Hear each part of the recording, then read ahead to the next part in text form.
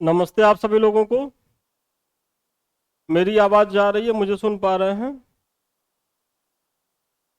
एक बार पुनः स्वागत है समृद्धि आईएएस के यूट्यूब चैनल पर।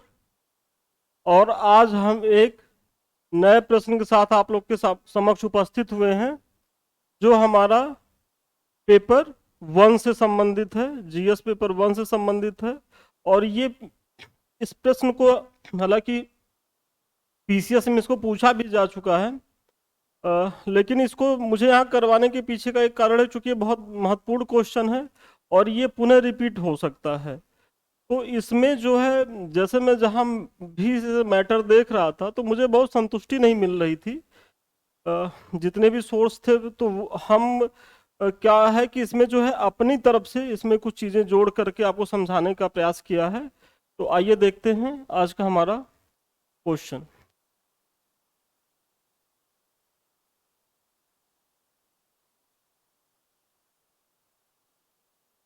देखिए, हमारा आज का क्वेश्चन है कि हड़प्पा सभ्यता काल में शहरी नियोजन पर टिप्पणी लिखिए। हड़प्पा सभ्यता काल में शहरी नियोजन पर आपको टिप्पणी लिखना है। और ये यूपी पीसीएस 2020 में ये पूछा गया है। मतलब ये 2020 का क्वेश्चन है, यूपी पीसीएस द्वारा ही पूछा गया है। क्योंकि महत्वपूर्ण क्वेश्चन है तो ये पुनः आ सकता है, तो इसीलिए इसको हम यहाँ करवा रहे हैं। देखिए, इसमें जो सबसे पहला है वही है, जैसा हम हर बार कहते हैं, एक बहुत ही संक्षिप्त, बहुत ही कम शब्दों में छोटा सा इंट्रो। जैसे हड़प्पा सभ्यता की नगरीय योजना। हड़प्पा सभ्यता की नगरीय योजना इस सभ्यता की सबसे बड़ी विशेषता थी, जो अपने समकालीन सभी सभ्यताओं से उन्नत थी। बस ज्यादा से ज्यादा 10 से 15 शब्द दे करके आपको अपने प्रश्न के मूल पॉइंट पे आ जाना है। अब इसके तहत जो जाएगा, जो पहला पॉइंट है, शहरी नियोजन की जो प्लानिंग की जो व्यवस्था थी, उसके तहत जो सबसे पहला पॉइंट है कि ऐसी सभ्यता जिसके अधिकांश नगर नदियों के किनारे बसे थे। मतलब ये जो है नदी घाटी सभ्यता, चूंकि हड़प्पा सभ्यता को नदी घाटी सभ्यता भी कहा जाता है, तो वही इस लाइन में कहा जा रहा है। जो इसकी पहली विशेषता है कि ये जो है, इसके अधिकांश नगर नदियों के किनारे बसे थे। जैसे अब हड़प्पा जो है वो रावी नदी के किनारे, मोहनजोदड़ो सिंधु नदी के, रोपड़ सतलज नदी के, लोथल भोगवा नदी के। अब ये देखिए, ये जो लोथल का है ये चित्र है, ये लोथल का ये गोदीवाड़ा है। और ये देखिए, ये जो है ये मेन नदी है। तो यहाँ आप चित्र तो अब इसका तो नहीं बना सकते, लेकिन आप हाँ ये लिख सकते हैं कि चूंकि नदी घाटी सभ्यता थी जो इसकी पहली विशेषता थी। अच्छा, आपके मन में ये कभी विचार आया कि ये नदी घाटी सभ्यता क्यों थी? मतलब ये नदियों के किनारे ही क्यों बसते थे? तो उसका कारण भी आप यहाँ नीचे दे दीजिए। क्योंकि व्यापार आधारित अर्थव्यवस्था थी। हड़प्पा सभ्यता जो है वो मुख्यतः व्यापार आधारित थी, ना कि एग्रीकल्चर बेस्ड। यहाँ का जो इकोनॉमी का जो सबसे बड़ा आधार था, ये व्यापारिक लोग थे। तो व्यापारिक लोग के लिए क्या था कि उन्हें संचार तंत्र चाहिए था। उन्हें संचार तंत्र चाहिए था जो नदियों द्वारा ही संभव था। मतलब नदी घाटी सभ्यता होने का जो सबसे बड़ा कारण था वो यही था कि इनका जो है अर्थव्यवस्था व्यापार पे आधारित थी, और व्यापार के लिए संचार तंत्र चाहिए था जो नदियों के द्वारा ही संभव हो सकता था। क्योंकि सड़क, चूंकि इनको इनका देश विदेश दोनों जगह व्यापार था। आंतरिक में तो चलिए एक मिनट के लिए मान लेते हैं कि कुछ सड़कों द्वारा कर लेते रहे होंगे, लेकिन वाह व्यापार, चूंकि उस समय हवाई जहाज तो बना ही नहीं था। आप सोच लीजिए कितना साल पहले, हवाई जहाज तो अभी बना है। तो इनको ले दे करके जल मार्ग पे ही जाना था। और जल मार्ग इसलिए भी प्रेफर किया जाता है सड़क मार्ग की तुलना में, वो थोड़ा बेहतर होता है, सस्ता होता है, और सुरक्षा के दृष्टिकोण से भी वो ज्यादा सुरक्षित होता है जल मार्ग। तो आप पहला पॉइंट है कि नदियों के किनारे बसे थे, मतलब नदी घाटी सभ्यता थी। अब आइए हम इसके दूसरी विशेषता पे आते हैं, नगर नियोजन के।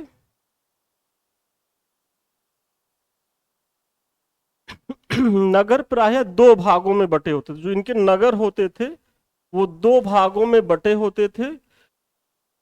पहला क्या था, दुर्गीकृत क्षेत्र, जो ऊंचे स्थान पर बसा होता था, जहां संभवतः नगर के विशिष्ट लोग रहते थे। वही निचला क्षेत्र सामान्य लोगों के लिए था। अब ये देखिए, ये एक नगर है, हड़प्पा सभ्यता से संबंधित एक नगर है। अब ये देखिए, ये दो भागों में आपको स्पष्ट डिवीजन दिख रहा है। ये एक भाग है, और इस भाग की संरचना देखेंगे, थोड़ा सा इसमें विशिष्टता है, ऊंचाई पे बना हुआ है। और वही ये लाइन कह रही है कि यहाँ जो है नगर के विशिष्ट लोग रहते थे, जिसमें प्रशासक वर्ग थे, बड़े बड़े व्यापारी वर्ग थे, ये उन लोग के रहने के लिए था। और ये जो क्षेत्र है, ये देखिए, ये नगर का निचला क्षेत्र है। देखिए कितनी सघन आबादी है, और यहाँ जो है नगर के आम लोग रहते थे। तो जो दूसरा पॉइंट था वही है कि दो भागों में नगर बटे होते थे। ऊपरी भाग को दुर्ग क्षेत्र, और निचला भाग जो था वो रिहायशी क्षेत्र था, जो आम लोगों के लिए था।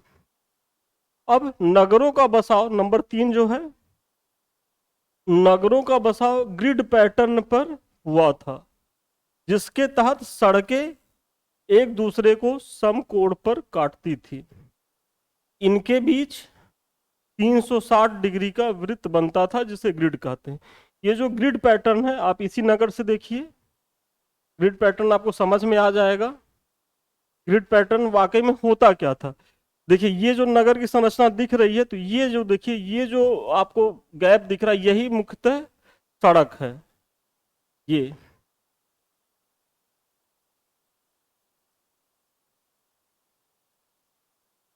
और ये जो सड़क है, यही जो है एक तरीके से देखिए समकोण पे काट रही है, और ऐसे ही एक वृत्त का निर्माण हो जाता था। यही जो था, ये ग्रिड पैटर्न है। तो इनका जो सड़क जो जो नगर नियोजन था, वो उसमें जो सड़कें थी वो समकोण पर काटती थी और एक ग्रिड पैटर्न का निर्माण करती थी। चौथा जो महत्वपूर्ण पॉइंट है कि सड़कें चौड़ी थी, लेकिन प्रायः मिट्टी की बनी होती थी। इनकी जो सड़कें थी वो चौड़ी तो थी, मतलब आज के सड़कों कितना तो नहीं, 6 लेन 8 लेन, लेकिन हाँ ठीक है, पर्याप्त चौड़ी होती थी। लेकिन उनका जो निर्माण होता था वो अभी मिट्टी की ही बनी थी, मतलब उसमें जो है ईंटों या पत्थरों का उसमें प्रयोग नहीं होता था।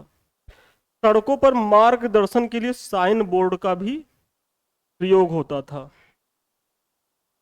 मतलब जैसे आज हम लोग कहीं जाते हैं, ट्रेवल करते हैं, तो लिखा रहता है कि दिल्ली इतनी दूर है, जयपुर इतना दूर है। एरो बनाया जाता था ताकि जो यात्री हो, जो जो उस रोड पे यात्रा कर रहे हैं, उनके सहूलियत के लिए। वही काम उस समय संभवतः किया जाता था। और धौलावीरा से देखिए, ये साइन बोर्ड मिला है, ये एक तरीके से साइन बोर्ड है जो उस समय सड़कों पर लगाए जाते थे। तो सोचिए, आज जिस चीज को हम फॉलो कर रहे हैं, वो धौलावीरा में या हड़प्पा सभ्यता में उस समय किया जाता था। तो ठीक है, आप ये दे दीजिए चौथा कि सड़कें चौड़ी थी। साइन बोर्ड का प्रयोग दिखा दीजिए। देखिए अब जो पांचवी इनकी जो बहुत महत्वपूर्ण विशेषता है, वो है ड्रेनेज सिस्टम। इसके मामले में ये विश्व में सर्वोत्तम थे, जिसके तहत नालियों में बेहतर प्रवाह के लिए, मतलब अगर ड्रेनेज व्यवस्था आपको दिखाना है तो उसमें ये बताना होगा कि भाई अगर ड्रेनेज व्यवस्था अच्छी है। अब एक लाइन इस तरीके से लिखने से आपको नंबर नहीं मिलेगा कि अरे उनका ड्रेनेज व्यवस्था बहुत बढ़िया था। एग्जामिनर को चाहिए कि उसके पक्ष में आप प्रमाण दीजिए, अगर अच्छी व्यवस्था है तो वो कैसे अच्छी व्यवस्था है। तो उसी के तहत आपको बताना पड़ेगा कि नालियों में बेहतर प्रवाह। भाई अगर नालियों में अगर प्रवाह नहीं है तो पानी रुक जाएगा, पानी फैल जाएगा। तो नालियों में बेहतर प्रवाह के लिए वे सोख्ते का निर्माण करते थे, जो उनकी नालियों की ड्रेनेज व्यवस्था की पहली विशेषता है। फिर नालियों को टिकाऊ बनाने के लिए उनमें बिटुमिन का प्रयोग करते थे। जिस तरीके से आज हमारी जो नालियां वो सीमेंटेड होती हैं, उसको मतलब प्लास्टर करके खूब मेंटेन किया जाता ताकि वहां पानी वो टिकाऊ रहे, पानी आराम से फ्लो करे। तो हड़प्पा सभ्यता के लोग भी अपनी नालियों को मजबूत बनाने के लिए, टिकाऊ बनाने के लिए उन्हें विटामिन का प्रयोग करते थे। और ये बाकायदे आपको लिखना है ड्रेनेज व्यवस्था के तहत। विश्वास मानिए, नंबर तभी मिलेगा। ये नहीं है कि आप लिख के आ जाइए कि ड्रेनेज व्यवस्था बहुत अच्छी थी, बहुत अच्छी थी, तो उसके पक्ष में आपको प्रमाण देना ही देना है। ठीक है, फिर आगे है कि इन्हें ऊपर से ढक दिया जाता था। आज भी देखिए जो नालियां होती हैं वो ऊपर से ढक दिया जाता था। ये कॉन्सेप्ट हड़प्पा सभ्यता में भी था कि नालियों को ऊपर से ढक दिया जाता था। घरों के साथ, देखिए घरों के साथ जुड़ी छोटी नाली आगे जाकर बड़ी नाली से मिल जाती थी, जिससे शहर का गंदा पानी शहर से बाहर चला जाता था।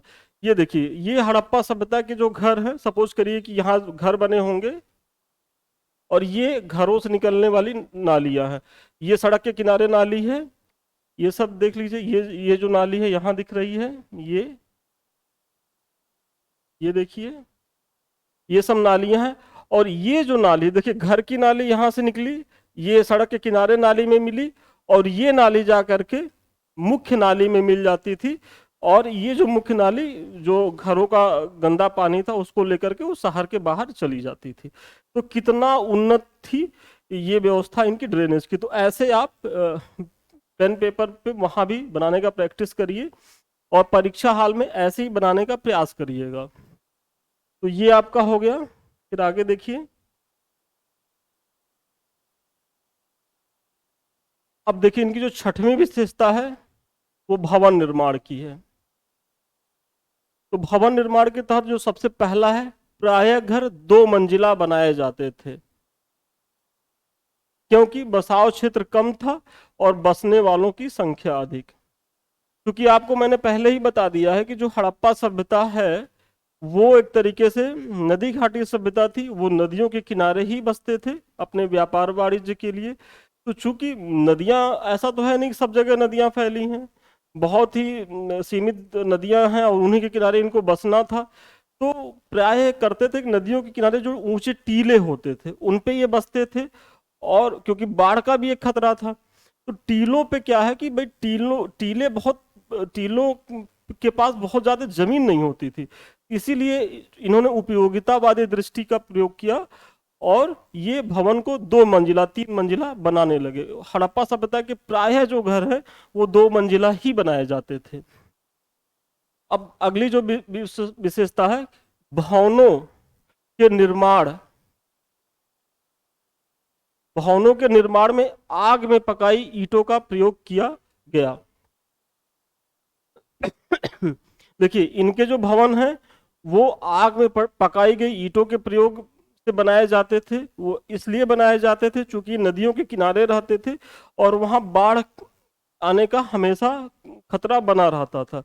अब सपोज करिए यदि कभी बाढ़ आ गया और कच्ची कच्ची ईंटों का या गारे का बना मकान है तो वो तो उसमें पानी में घुल जाएगा, उनका घर नष्ट हो जाएगा।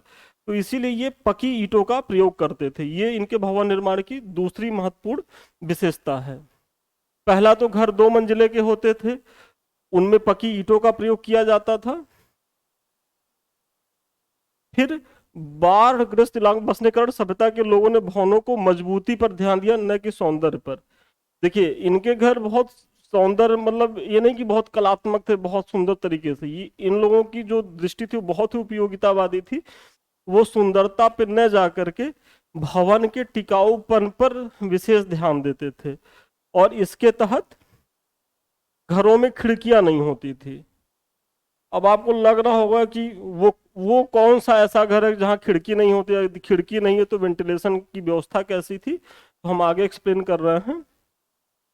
घरों में खिड़कियां नहीं होती थी। घर का मुख्य जो द्वार है वो मुख्य सड़क की ओर नहीं खुलता था, जिससे सड़कों की धूल इनके घर के अंदर नहीं आ पाती थी।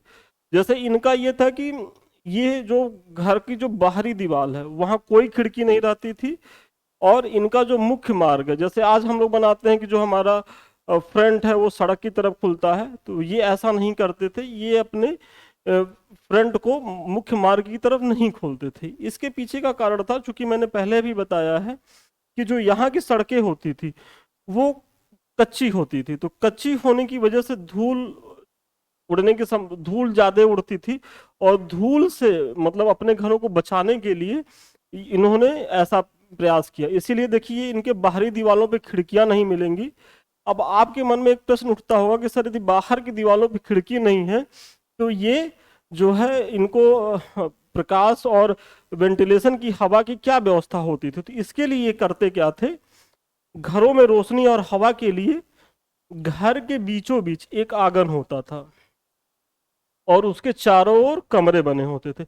आज भी गांवों में आप जो पुराने मकान हैं आप वहां ये चीज देखेंगे कि बीच में क्या है कि एक बड़ा सा आंगन ऐसे होता था, ऐसे,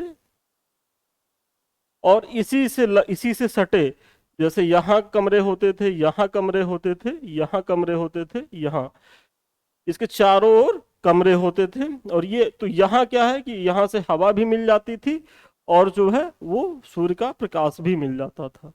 तो इनके घरों की यह विशेषता है।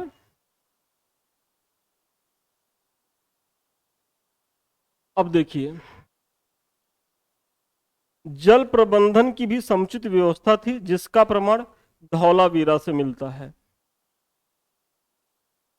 आप सोचिए कि आप खूब बढ़िया घर बना लीजिए, सारी व्यवस्था कर लीजिए, और अगर वहां पानी ही ना हो तो फिर उस घर की कोई कीमत रह जाएगी? वहां लोग रह पाएंगे? जैसे मध्यकाल में जब जाएंगे तो अकबर द्वारा फतेहपुर सिकरी का निर्माण किया गया, बहुत ही मन से किया गया, बहुत धन लगा के किया गया, लेकिन वहां एक गलती कर दी गई लोगों के द्वारा कि उस समय लोगों ने वहां चेक ही नहीं किया कि पानी का स्तर क्या है, और वहां पानी पर्याप्त नहीं था। फिर अकबर को बैक होकर के आगरा आना पड़ा। तो हड़प्पा सभ्यता में भी कुछ ऐसी जगह थी जहां पानी की कमी थी, लेकिन चूंकि वो उपयोगी जगह थी वहां इनका बसना जरूरी था, तो ये जल प्रबंधन में भी निपुण थे। और इसका प्रमाण भी मिलता है। इसका प्रमाण क्या है? धौलावीरा से मिला रिजर्व, वाटर रिजर्व। ये देखिए, ये धौलावीरा का चित्र है, और यहाँ देखिए ये आपको दिख रहा नीला नीला, यहाँ ये देखिए वाटर को संरक्षित करते थे, जो वर्षा का जल है उसको यहाँ देखिए संरक्षित किया गया है। ये देखिए, मतलब ये यहाँ देखिए ये रिहायशी बस्तियां हैं सब, और यहाँ जो है वाटर को संरक्षित किया गया है। तो कितने एडवांस उस समय के लोग थे उसका प्रमाण देखिए धौलावीरा से मिल रहा है कि वहाँ ये वाटर रिजर्व की, जैसे जो आज हम पानी के संरक्षण की बात कर रहे हैं, वो हमारे जो पूर्वज हैं वो कितना साल पहले कर रहे थे, जिसका प्रमाण आप धौलावीरा से दिखा सकते हैं। फिर इनकी जो 8वीं बहुत ही महत्वपूर्ण विशेषता है वो है अन्नागार का निर्माण। क्योंकि मैंने पहले ही बताया है कि इनकी जो व्यवस्था थी वो ये व्यापारी लोग थे, तो ये जो अपने भोजन के लिए बेसिकली जो दूर दराज के गांव होते थे ये उन पे निर्भर रहते थे, और वहां से ये एक तरीके से मंगाते थे खाने पीने की सामान। लेकिन होता क्या था कि बाढ़ के समय में, चूंकि ये नदी घाटी नदियों के किनारे रहते थे, तो बाढ़ के समय में वहां से संपर्क कट जाता था। तो उस समय अन्न की आपूर्ति बनाए रखने के लिए हड़प्पा सभ्यता के प्रत्येक शहरों से एक उन्नत अन्नागार की व्यवस्था मिलती है। मतलब सभी जगहों से अन्नागार के साक्ष्य मिलते हैं। वही इसमें कहा जा रहा है कि चूंकि ये लोग बाढ़ग्रस्त इलाकों में रहते थे जहां बाढ़ के समय अनाज की आपूर्ति सुनिश्चित हो सके, इसलिए हड़प्पा सभ्यता के सभी नगरों से इसका प्रमाण मिलता है। मतलब अन्नागार जो है वो प्रत्येक शहरों से प्राप्त होता है। तो ये हमारी विशेषता हो गई। अब एक छोटा सा निष्कर्ष दे दीजिए। निष्कर्ष वही है कि उपयुक्त विवरणों के आधार पर कहा जा सकता है कि हड़प्पा सभ्यता की नगर योजना उस समय तो सर्वोत्तम थी ही, बल्कि आज के लिए भी अनुकरणीय है। अब ये अनुकरणीय इसलिए मैंने लिखा है कि आज भी आप देख रहे होंगे कि जो बाढ़ की समस्या, अभी दिल्ली कुछ समय पहले ही बाढ़ग्रस्त हो गई थी। अब सोचिए देश की राजधानी दिल्ली में ये हाल है, और कैसे उस समय के लोग अपना जल प्रबंधन कितनी व्यवस्था से करते थे, किस तरीके से भवन का निर्माण करते थे। तो वो सब आज भी सीखने की जरूरत है। कितनी बढ़िया उनकी ड्रेनेज व्यवस्था थी, जो मैंने आपको पहले ही बताया। तो और कहीं ना कहीं हड़प्पा सभ्यता के अनुकरण पर भारत में जो है चंडीगढ़ की टाउन प्लानिंग हो या बेंगलुरु की टाउन प्लानिंग हो, कुछ हद तक वहां से सीख लेकर के जो नए नए नई नई टाउन प्लानिंग हो रही है उसमें देखा जा सकता है हड़प्पा सभ्यता के विशेष गुणों को। तो ये आज का हमारा जो है वो प्रश्न का उत्तर था और ये यहीं तक है। आगे आप लोग देख लीजिए। देखिए, ये इसके पहले हमने एक क्वेश्चन करवाया था कि उत्तर प्रदेश में हुए कृषक आंदोलन के कारणों सहित उनका विवरण दीजिए। यदि आप लोगों ने नहीं देखा है तो इसको देख लीजिए। बहुत ही महत्वपूर्ण क्वेश्चन है और बहुत संभावना है कि वो इसी बार पूछा जाए। और यदि इस बार नहीं भी पूछा जा रहा है तो जो लोग इस बार मेंस नहीं लिख रहे हैं वो अगली बार के लिए तो श्योर मान के चलिए कि यहाँ से क्वेश्चन बनने वाला है। तो आप जरूर इसको देखिए और साथ ही साथ हमारे जो है टेलीग्राम से जुड़िए।